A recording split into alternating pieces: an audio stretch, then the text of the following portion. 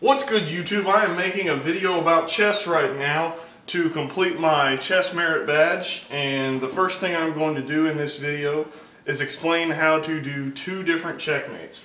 Now I'm going to start with the fool's mate, and it is called that because you have to be really dumb to let yourself get tricked by this.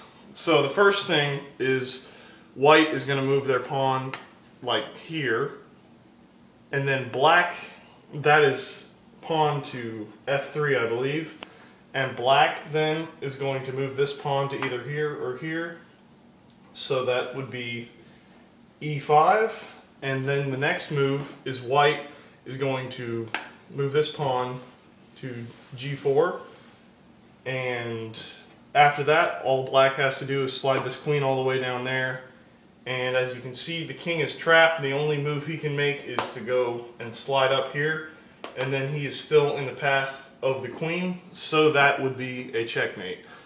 And that is very uncommon because you have very few possible moves that can result in that being done to you. The next checkmate is called the scholar's mate, and this one actually occurs more frequently. I actually had this one done to me when I was doing the merit badge because I was not paying very much attention.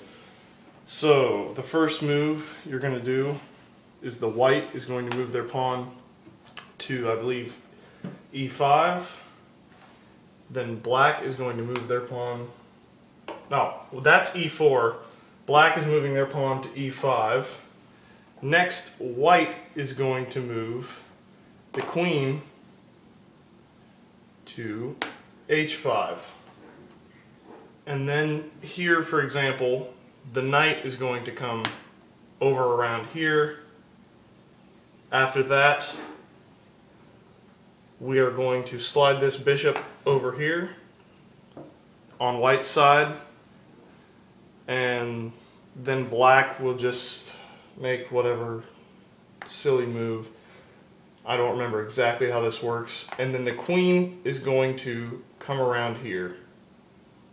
And that is a checkmate because the only move the king can do to get out of that check is to take the queen.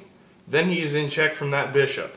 So that would be a checkmate. That is the scholar's mate, and the first one is the fool's mate.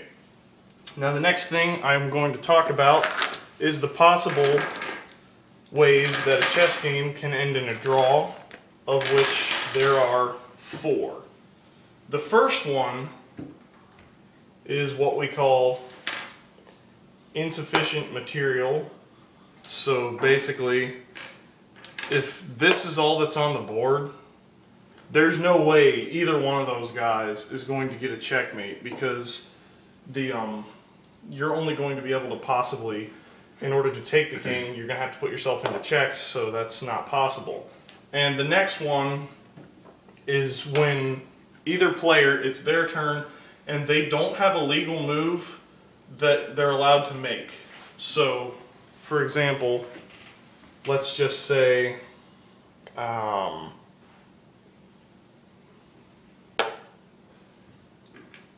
it's black's turn. Black could go here, and then it would get taken by the pawn, or here and it would get taken by the pawn, or any of these 3 squares and get taken by the king.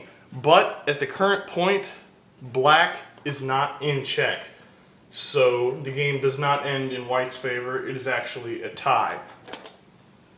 The third way that it can end is basically you just ask your opponent for a draw, and if they accept the draw, then the game is over. The fourth way, I believe the fourth way is called the rule of 3s.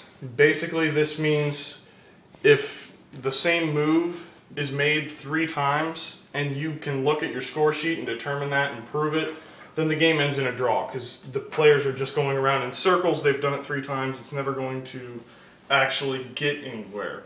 And then the last way that it can end, which I guess the first one wasn't technically one since this would just end up happening, is once 50 moves have been made and neither player has won the game ends in a tie.